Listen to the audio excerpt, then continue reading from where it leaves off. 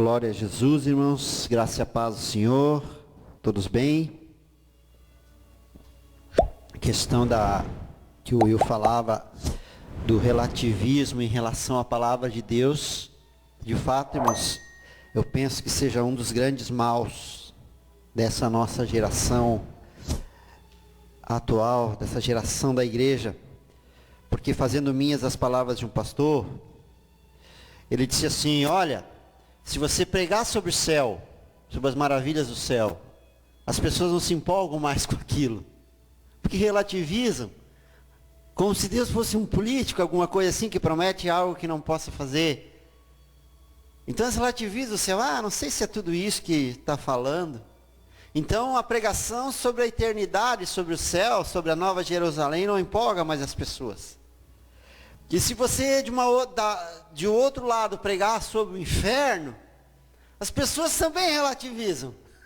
Porque, não sei esse negócio de inferno, e não sei se é tudo isso mesmo, né, irmãos? Então a questão realmente do relativismo em relação à Escritura, irmãos, eu penso ser um grande perigo para a nossa geração, para a geração que nós estamos vivendo, irmãos.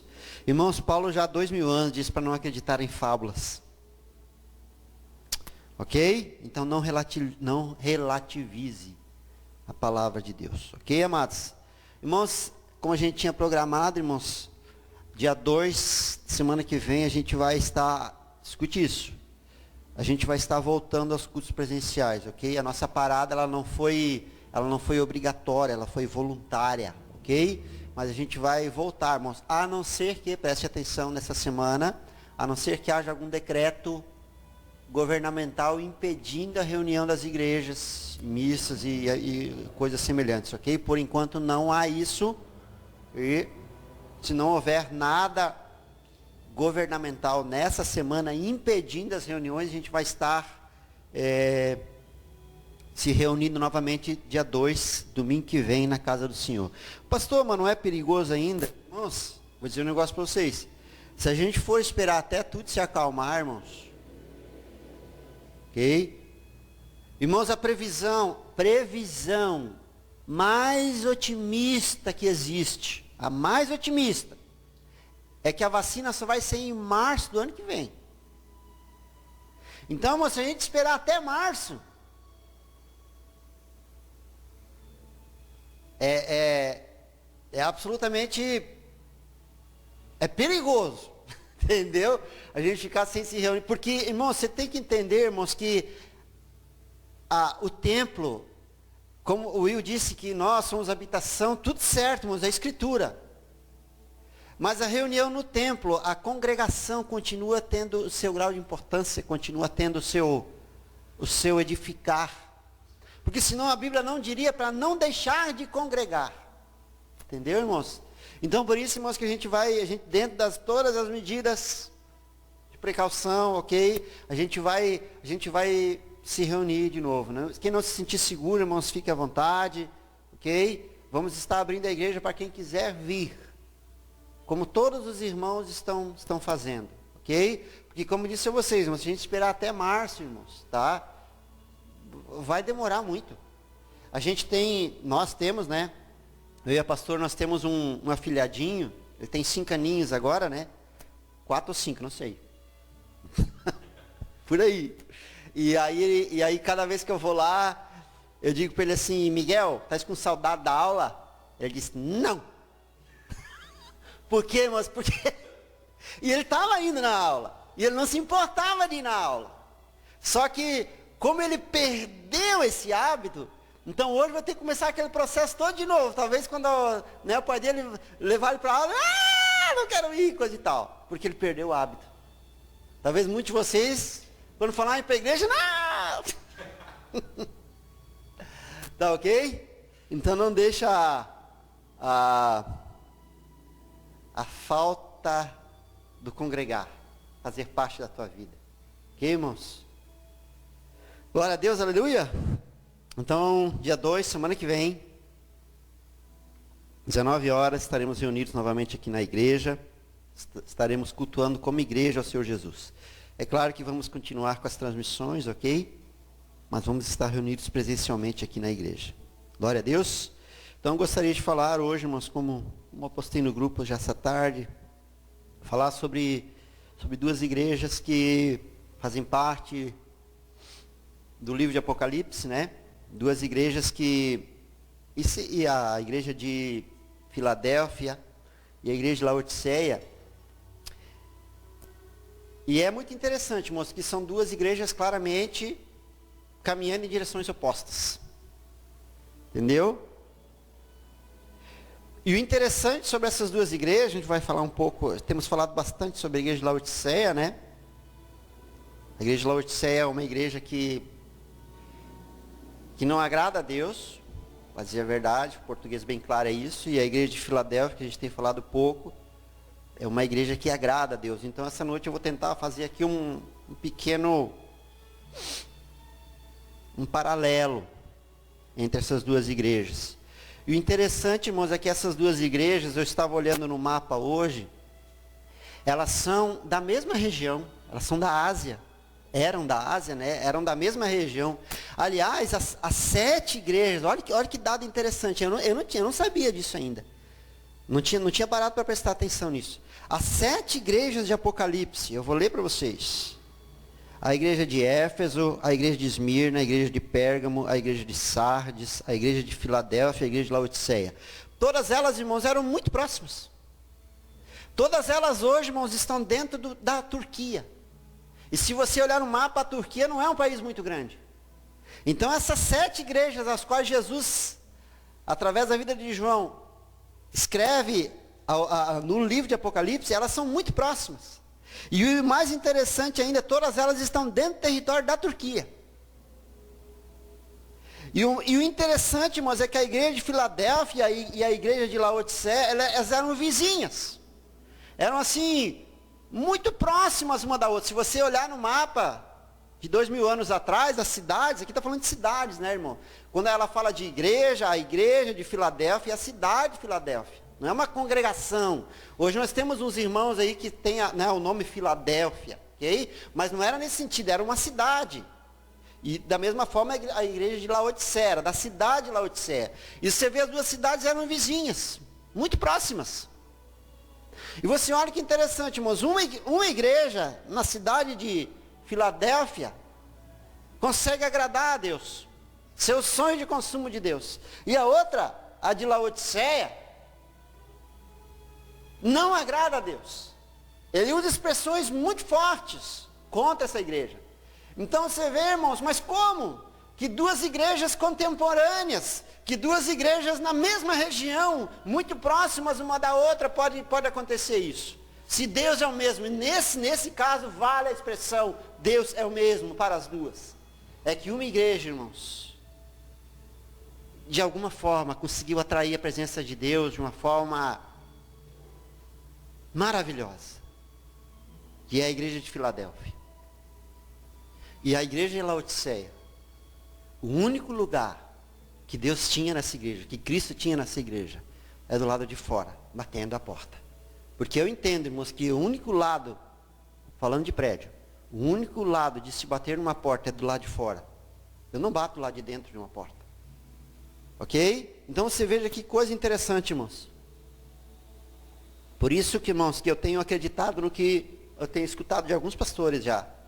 Que esse último avivamento que vai acontecer no Brasil, eu acredito assim, não vai ser de uma proporção nacional, ok? Não vai ser algo que vai aparecer no Jornal Nacional, não vai ser algo que vai aparecer nos noticiários, mas eu acredito que vai ser algo pontual, como foi aqui. Entendeu? Eu acredito num avivamento dessa forma, que algumas igrejas vão conseguir atrair a presença de Deus de uma tal forma, que vão promover naquele local onde ela está um avivamento. Se isso vai alcançar dimensões nacionais, irmãos, eu não sei. Eu acredito que não mais. Não vai mais se alcançar a dimensão do que fez o rei, aquele rei que nós falamos semana passada, retrasada, semana passada foi a pastora que pregou. Como é o nome do rei, irmãos? Fugiu, né? Aquele rei que promoveu um avivamento. Alguém no grupo chuta aí? Alguém da igreja, por favor.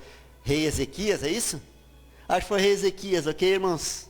Acho que foi rei Ezequias, se não me engano.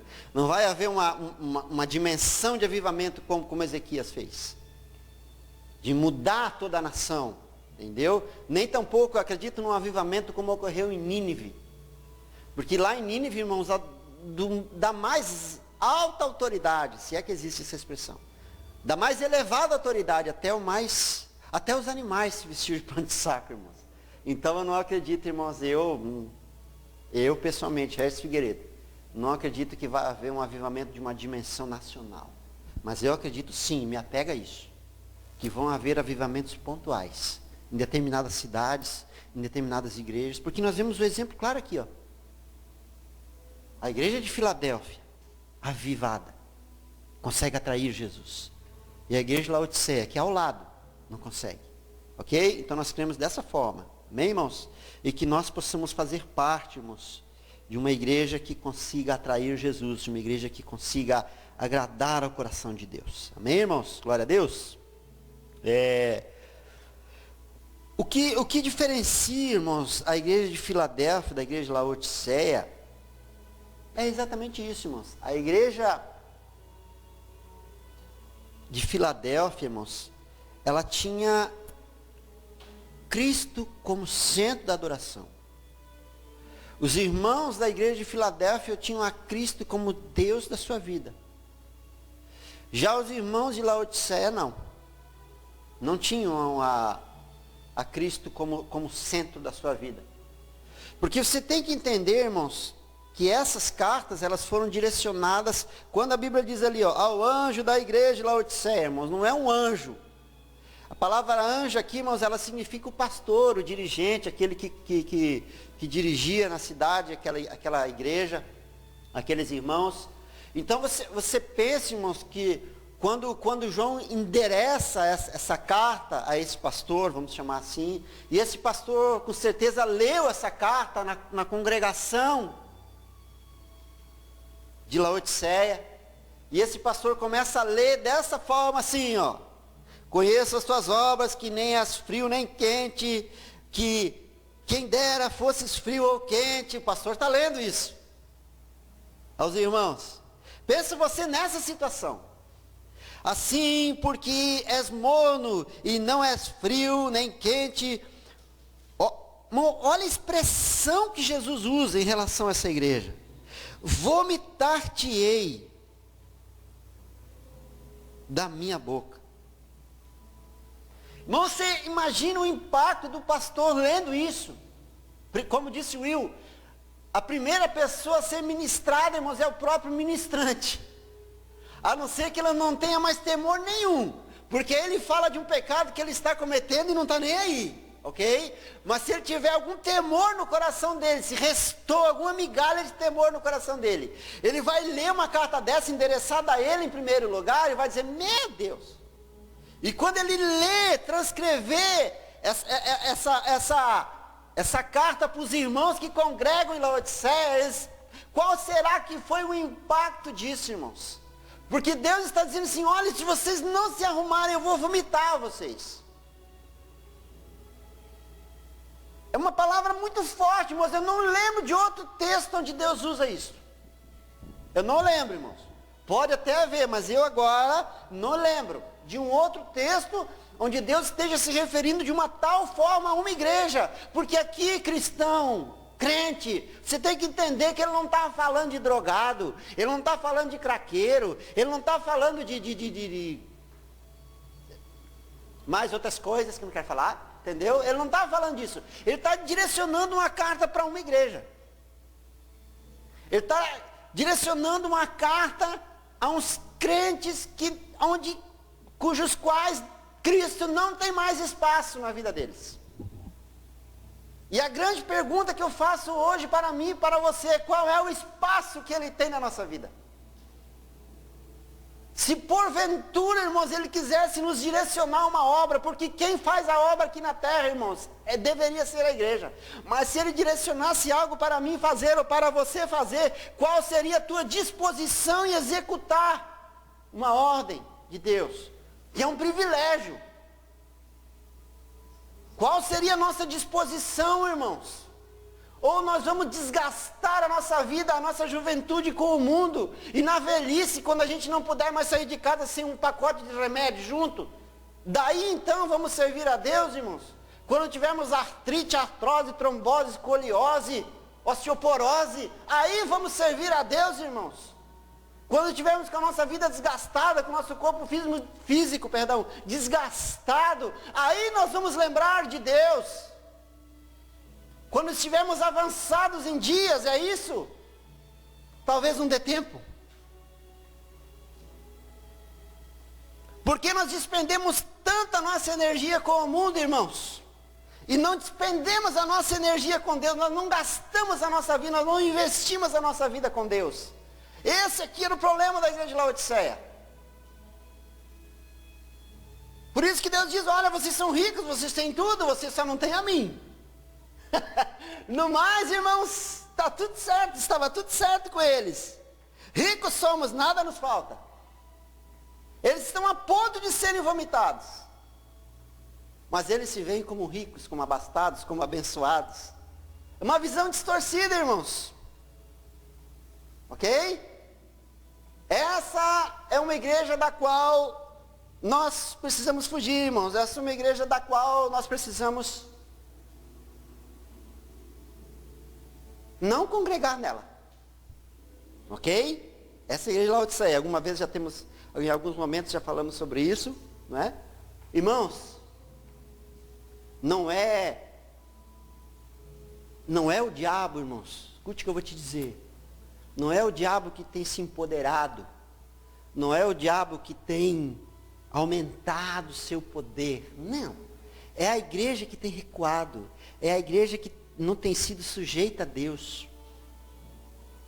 É uma igreja muito preocupada consigo mesma. É uma igreja que vive muitas das vezes de uma forma egoísta. Irmãos, eu conversava com um pastor, irmãos. E ele disse para mim assim, olha, eu tive a ponto de desistir. Eu tive a ponto de largar ministério, largar tudo. E, irmãos, mesmo os líderes que andam com ele há tempo, há anos, não perceberam isso. Sabe o que isso significa, irmãos? Que as pessoas estão dentro de uma congregação voltadas única e exclusivamente para si mesmas. Estamos preocupados, irmãos, com o nosso bem-estar. A visão de igreja, como comunidade, está bastante distante. Nós estamos perigosamente nos assemelhando à igreja de Laodiceia. Ok? Não é o diabo que está se apoderando, não é o diabo que está aumentando o seu poder. É a igreja que está se afastando de Deus. Glória a Deus. Então isso basicamente é a palavra, e isso já começa onde? Já começa no nome da igreja. A palavra Laodiceia significa governo do povo. Irmãos, e sempre que o povo se apodera de algo, começa a governar algo, não dá certo. Nunca deu certo, nunca vai dar certo. A palavra Laodiceia, ela representa governo do povo. E sempre que o povo, as pessoas, o homem, governa uma igreja, uma instituição, qualquer coisa, não dá certo. Porque o coração do homem, ele é naturalmente corrupto. Ele é naturalmente tendente à corrupção. E se o homem está no governo, não há limites para o coração, para os anseios do coração, para as maldades que estão dentro do nosso coração. Por isso que a palavra Laodiceia é governo do povo. E por ser governo do povo, porque Cristo não tem espaço nela, está lá fora batendo, Jesus diz, olha, estou pronto para vomitar vocês. Estou pronto para expulsar vocês de mim. Ok? Vou falar um pouco agora sobre a igreja de Filadélfia, né, que é o sonho de... Eu diria assim, irmãos, Filadélfia é o sonho de consumo de Deus. E é uma igreja assim, é uma igreja que quando você olha assim para ela assim, você vê quase que uma perfeição na igreja. Porque a palavra Filadélfia significa amor fraternal. Você sabe qual é a dimensão da palavra fraternal, amor fraternal? É um amor que se sacrifica pelo outro. Entendeu? Quando eu falo pelo outro, eu não estou falando de filho e nem esposa. Porque isso deveria ser o nosso natural, né? Porque filho e esposa, né? Oh, eu estou me sacrificando pelo meu filho. Uau! Eu estou me sacrificando pela minha esposa. Quer uma bandeira, irmão? Cara, quer um aplauso? Quer que os anjos te aplaudam lá? Não. Não é isso. Não é esse fraternal. É uma dimensão de comunidade que eles alcançaram ali. Se o meu irmão não está bem, eu não estou bem. Se o meu irmão está bem, eu estou bem também. Se o meu irmão está precisando de alguma coisa, eu vou ver se eu consigo atender a necessidade dele. Isso é amor fraternal. E isso, irmãos, é tão raro em nossos dias, irmão, tão raro em nossos dias.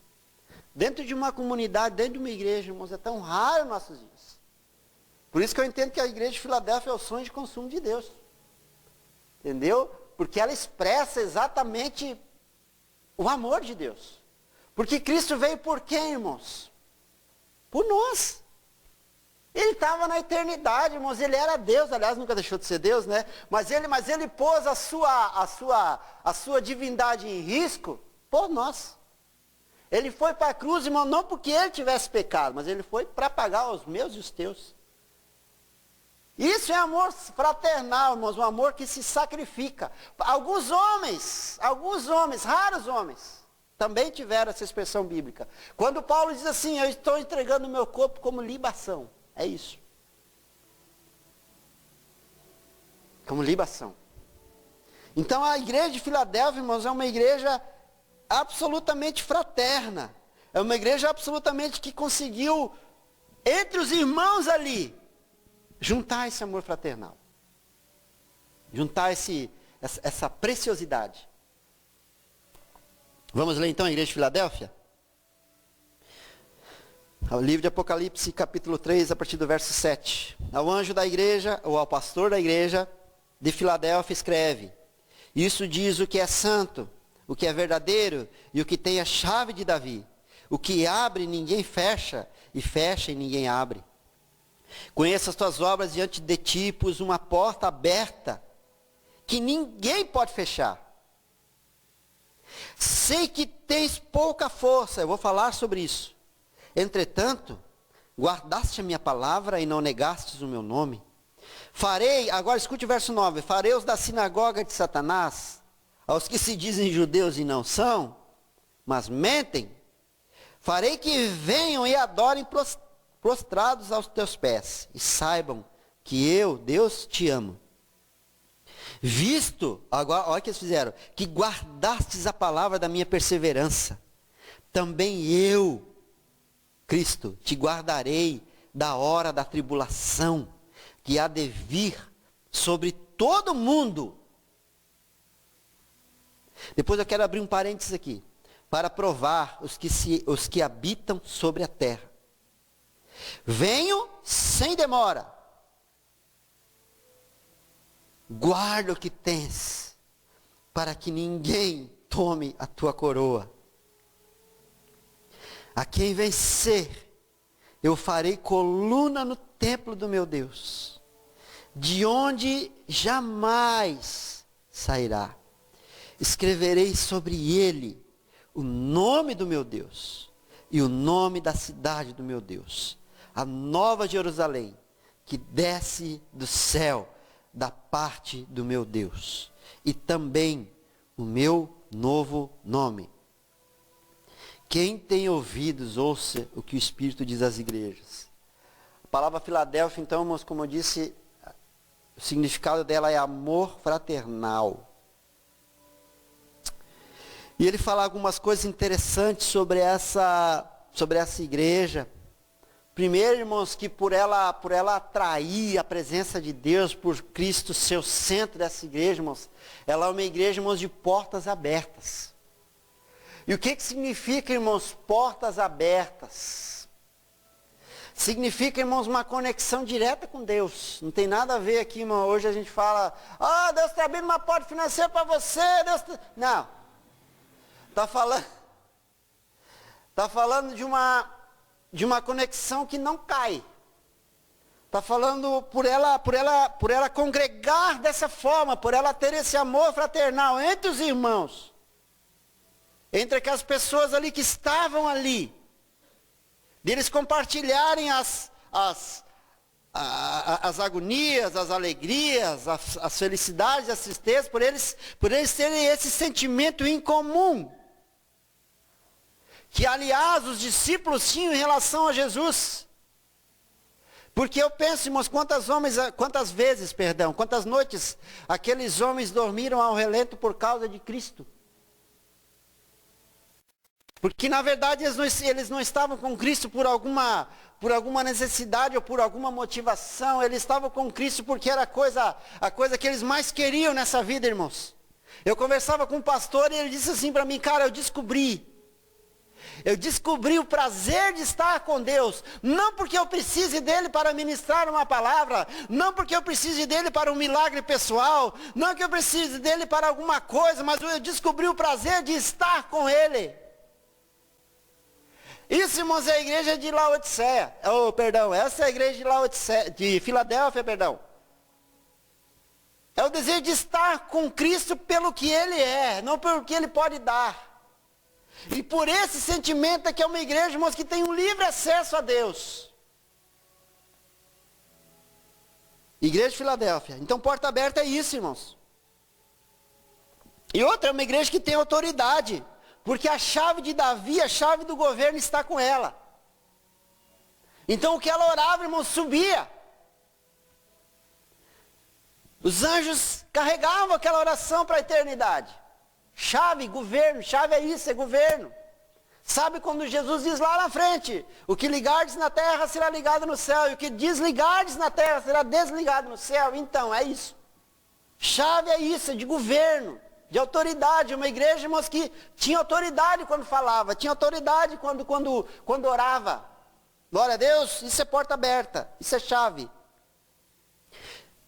No versículo 8, sei que tens pouca força. Que pouca força é essa, irmãos?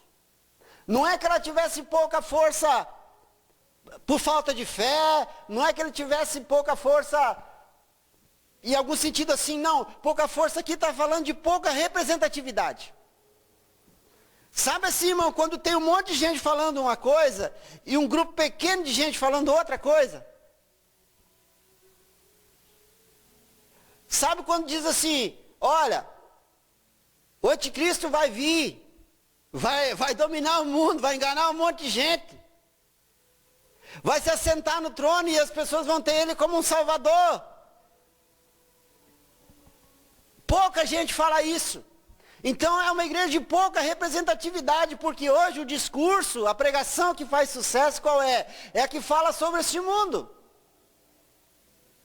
É a que diz que quando pensar em coisas altas é um apartamento no terceiro andar, uma casa no monte, não é? Isso é pensar em coisas altas. Porque isso edifica, isso acalenta a nossa alma, isso agrada nosso coração, não é verdade? Só que a igreja de Filadélfia não. Ela pregava sobre outras coisas. Ela pregava sobre a eternidade, então por isso que ela tinha pouca força, tinha pouca representatividade. Eram muitas vozes falando uma coisa. E como nós dissemos, a voz do povo é a voz de Deus, não é verdade? É. E um pequeno grupo de pessoas pregando outra coisa. Só que ali, irmãos, tem o resultado disso. E diz que em algum momento, e nós cremos que esse momento está muito próximo, essas pessoas que estão pregando sobre isso, elas vão voltar, irmãos. Elas vão voltar.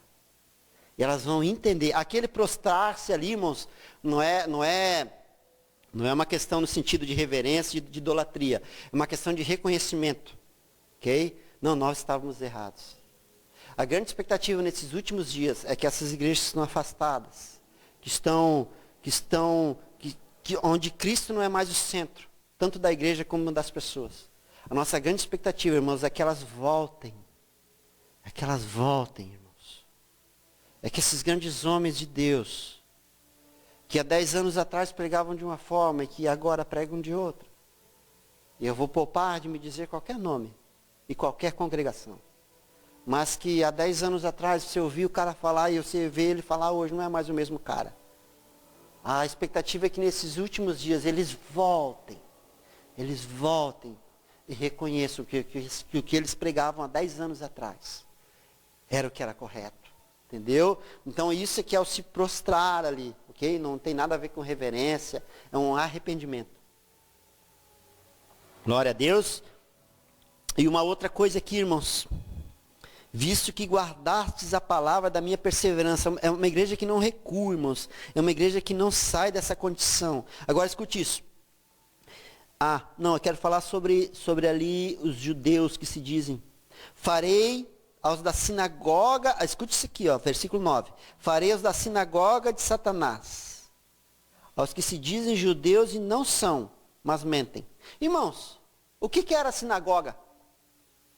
A sinagoga era o local de ensino, ok? Existia o templo, que era o local dos cultos, da adoração, dos sacrifícios animais e coisa, e tinham as sinagogas. Jesus, uma dezena de vezes na Escritura, ele vai pregar na sinagoga. Lembra disso? Agora, Jesus usa uma expressão interessante. Sinagoga de Satanás? Olha que coisa forte, irmãos, ele está falando. Ele não está falando aqui, irmãos, ele está falando de igrejas. Está falando de igrejas.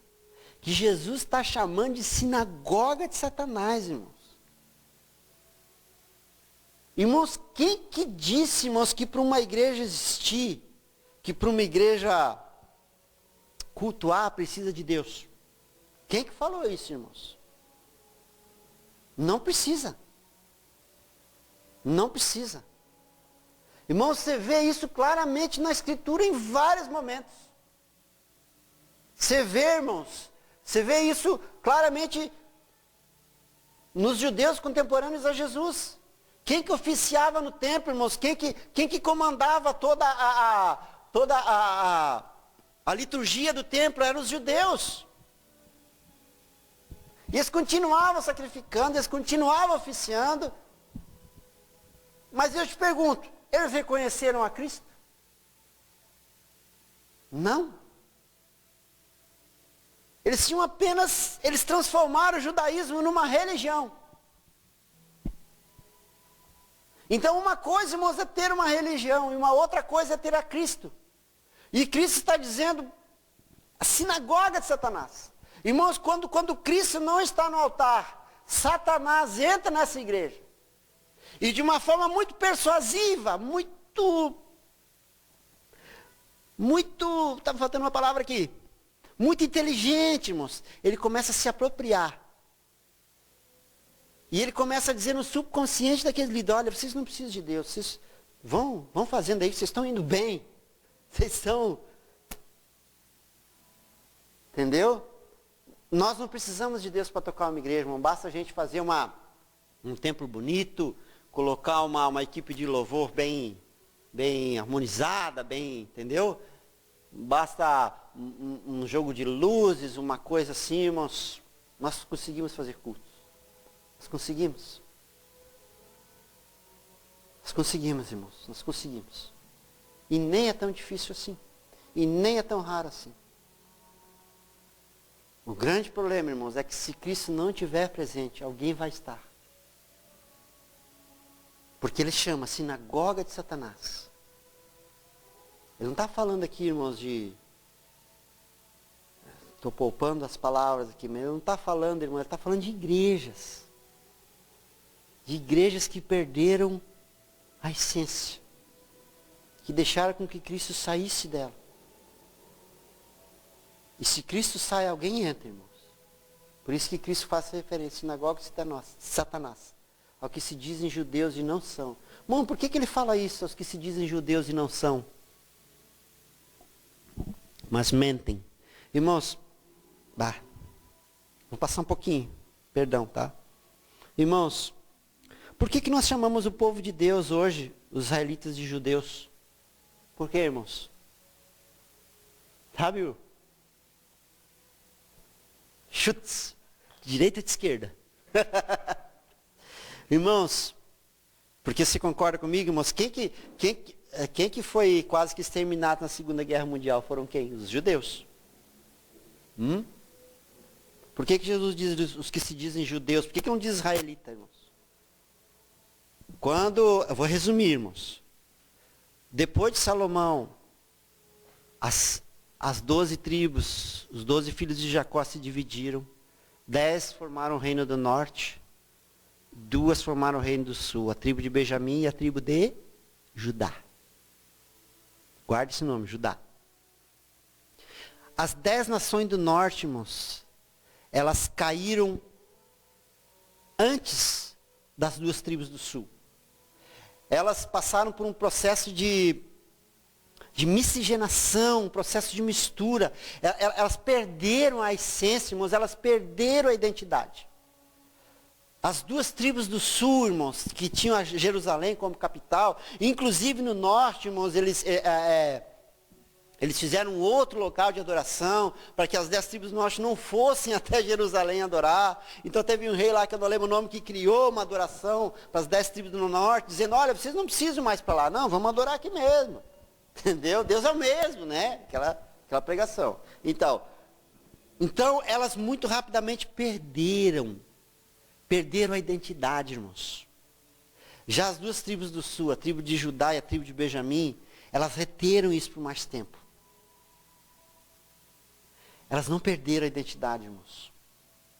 Nos dias de Jesus, irmãos, até o Antigo Testamento isso era essencial. Por quê, irmãos? Por quê? Hoje não mais, mas até os dias de Jesus, até o nascimento de Jesus, a guarda da identidade do povo de Israel era essencial. Por quê? Porque Jesus iria descender daquele povo. Então, se houvesse um processo de miscigenação, um processo de assimilação em relação a outras culturas, o que ia acontecer? Jesus não ia perder a sua essência, a sua condição de nascer naquele povo. Entendeu? Por isso é que Deus guardou essas 2 tribos do sul. A tribo de Benjamim e a tribo de Judá. Por isso que os judeus hoje, os israelitas hoje são conhecidos como judeus. Nunca parou para pensar sobre isso? Por que nós vamos chamar israelitas e sim judeus? Porque a tribo de Judá e a tribo de Benjamim guardaram a essência. Entenderam, irmãos? Então, vou dizer algo, nunca perca a essência. Nunca deixe muito assimilar, irmãos. Nunca relativize a palavra. Guarda a essência. Irmãos, estude a vida de Daniel. Estude a vida desse homem, irmãos. Que coisa preciosa a vida desse homem, irmãos. Ele viveu dos 18 até os 80. Afastado da casa de Deus. E o mundo nunca entrou nele, irmãos. Eu não posso pregar sobre isso hoje. Ok? Tenho pensado muito sobre Daniel, de como nos guardar nesse tempo. Amém, irmãos? Então, por isso que ele diz ali, olha, dos que se dizem judeus e não são. Nós precisamos guardar a nossa identidade, irmãos. Nossa identidade celestial, nossa identidade divina. E agora eu quero encerrar com isso aqui, ó. Onde é que está aqui? Visto que guardasse a palavra da minha perseverança, né? Eles mantiveram a posição, também eu te guardarei na hora da tribulação. Escute isso. Que há de vir sobre todo o mundo, para provar os que habitam sobre a terra. Do que ele está falando aqui, irmãos? Uma tribulação que vai vir sobre todo mundo. Eu até um tempo atrás, irmãos, até estudar de uma forma mais profunda, eu pensei que isso aqui estivesse fazendo referência ali ao quase extermínio dos judeus ali no ano 64, que nós dizemos que foi sempre 70 depois de Cristo, mas isso não é muito correto não, tá? A história relata que foi em 64 DC, depois de Cristo. Ali que Nero incendiou Roma e centenas de milhares de judeus foram ou foram queimados, ou foram culpados pelo incêndio em Roma, de dimensões gigantescas, né? E ali eu sempre entendi que estava fazendo referência a este tempo, entendeu? Mas não pode ser. Por quê? Porque Apocalipse foi escrito depois disso. Tá? Então aqui, esse incêndio ocorreu em 64 DC, depois de Cristo. Apocalipse foi escrito mais ou menos por João lá na ilha de Patmos, mais ou menos em 90 depois de Cristo. Então Deus não iria precisar guardar de uma coisa que já aconteceu, tá? Será que está fazendo referência aos extermínios judeus na Segunda Guerra? Não sei, irmãos. Eu penso que essa igreja é algo profético para os nossos dias. Entendeu? Eu penso que essa igreja diz respeito à igreja salva. Porque ele está dizendo o quê? Ali, visto que guardaste a minha palavra da minha perseverança, também eu te guardarei na hora da tribulação, que há de vir sobre todo o mundo. O que é todo o mundo? Todo o mundo. Para provar os que habitam sobre a terra. Então, por Apocalipse ser um livro de revelação, ser um livro profético, irmãos, eu acredito que essa igreja de Filadélfia, que retém em si o amor fraternal, que retém em si o amor ao próximo, que retém em si o amor a Deus, que tem Cristo como centro. Eu penso que ela, de uma certa forma, represente a noiva, represente a igreja de Cristo. Porque ele está dizendo assim, eu vou guardar vocês em meio à tribulação. Eu vou guardar vocês, porque nós cremos dessa forma, que Deus vai nos guardar em meio à tribulação. Então, por isso que eu entendo, irmãos, que se nós tivermos o desejo, tivermos o anseio, irmãos, de congregar nessa igreja, entendeu? Eu entendo, irmãos, que nós podemos, por causa desse amor, que Deus pode nos guardar de todas as coisas que estão por vir. Eu entendo isso, irmãos. Deus nunca perdeu o controle das coisas, irmão. Não é o diabo que está se empoderando, vou repetir. É a igreja que está recuando, é a igreja que está se afastando de Deus. E sempre que eu me afasto de Deus, eu me aproximo de quem?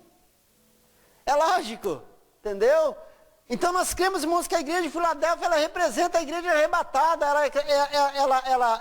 ela representa uma igreja salva, ela representa uma igreja que Deus vai livrar. Porque é isso que Cristo vai fazer conosco, é assim que eu creio. Antes da coisa apertar, de fato, Ele vai nos levar, Ele vai nos guardar. Eu acredito dessa forma, irmãos, eu preciso acreditar nessa forma, porque senão a minha fé não tem sentido. Porque senão a minha fé vai ser expectativa do quê? Se eu não acreditar em Deus, que Deus é maior do que tudo que está acontecendo, que Deus não está no controle de tudo que está acontecendo, de todas as pandemias que já existem, que talvez ainda venham a existir, eu preciso crer no meu interior.